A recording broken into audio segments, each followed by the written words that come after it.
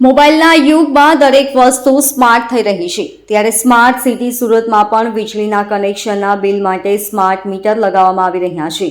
Smart મીટરમાં લોકોએ prepaid charge કરવાનું રહેશે. દક્ષિણ ગુજરાત વીજ કંપની દ્વારા લગાવવામાં આવી રહેલા મીટર એજન્સી લગાવી રહી છે ત્યારે આ મીટર એપ્લિકેશન સાથે કનેક્ટ હશે, જેથી જેમ જેમ બેલેન્સ ઓછું થશે તેમ 300 રૂપિયાથી મેસેજ આવતા રહેશે. ગ્રાહકોએ કંપની સુધી નહીં જવું પડે. દક્ષિણ ગુજરાતમાં વીજ કંપની દ્વારા પ્રીપેડ વીજ મીટર લગાવવાની કામગીરી શરૂ કરાઈ છે. પીપલોદ વિસ્તારના સુમન સેલ એપાર્ટમેન્ટના 825 મકાનોમાં સ્માર્ટ મીટર લગાવવાની કામગીરી ચાલી રહી છે. વીજ કંપની દ્વારા સમગ્ર શહેરમાં 40 લાખ જેટલા સ્માર્ટ મીટર લગાવવામાં આવી રહ્યા છે.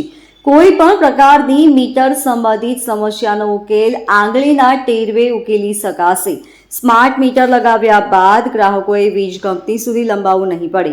મોબાઈલમાં જ ઓનલાઈન વપરાશ પ્રમાણે રિચાર્જ માટેની સુવિધા રહેશે. કેન્દ્ર સરકાર દ્વારા દરેક રાજ્યોમાં સ્માર્ટ વીજ મીટર પ્રોજેક્ટ લગાવવાની શરૂઆત કરાઈ છે. DGVCL દ્વારા 2636.24 કરોડનો ખર્ચ સ્માર્ટ વીજ મીટર પાછળ કરવામાં આવી રહ્યો છે.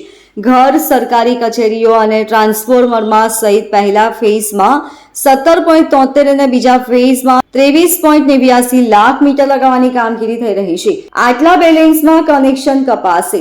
DGVCLના એન્જિનિયર આનંદ પટેલે કહ્યું કે આ સ્માર્ટ મીટર છે, જૂના મીટર જેવા જ છે. આમાં 2-વે કોમ્યુનિકેશન થાય છે.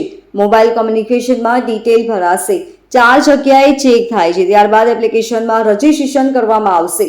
ગ્રાહકને પાછલા દિવસના દર અડધા કલાકે તેના વપરાશ અંગેની વિગતો મળતી રહેશે. એલર્ટ પણ મળતા રહેશે. બેલેન્સ કેટલું બાકી રહ્યું તેના મેસેજ મળશે. 200 થી લઈને -200 અને 300 માં પણ મેસેજ મળશે. ત્યારબાદ કનેક્શન કપાઈ જશે. પાવર સપ્લાય ચાલુ દિવસોમાં 10 થી 4 માં જ કપાશે.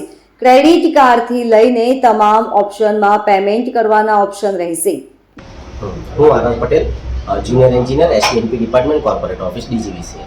હા, આપણે કઈ પ્રકારના મીટરો જે નાખવામાં આવે છે, શું છે?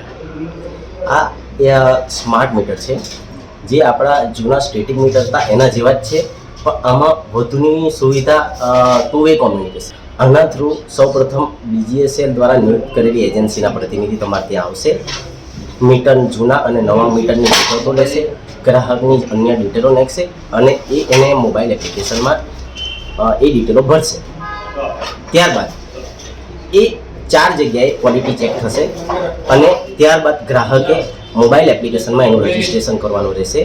રજિસ્ટ્રેશન થઈ ગયા બાદ ગ્રાહક એના પાછલા દિવસોના દર અડધા કલાકના વપરાશનું નિરીક્ષણ કરી શકશે, જેનાથી ગ્રાહકને ખ્યાલ આવશે કે કયા દિવસે ગ્રાહકે કેટલો વપરાશ કર્યો છે.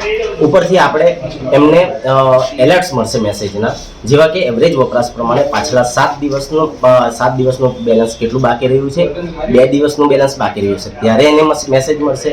50 રૂપિયાનું બેલેન્સ થઈ ગયું છે ત્યારે એમને મેસેજ મળશે. બેલેન્સ 0 થઈ ગયા ત્યારે પણ એમને મેસેજ મળશે. વધુમાં DGVCL એમને એ સુવિધા આપી રહી છે કે એમનું બેલેન્સ -200 થશે ત્યારે પણ એમને એક મેસેજ આવશે અને છેલ્લે -300ના બેલેન્સ ઉપર એમને એક લાસ્ટ મેસેજ આવશે.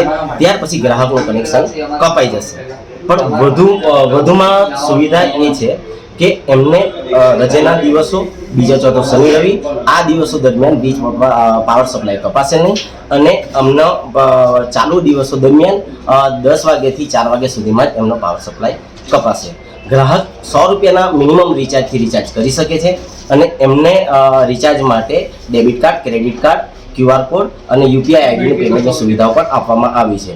એમનું જેવું રિચાર્જ કરશે એટલે 15 સેકન્ડમાં એમનો પાવર સપ્લાય પુનઃ ચાલુ થઈ જશે. Bureau report LK star news, Surat.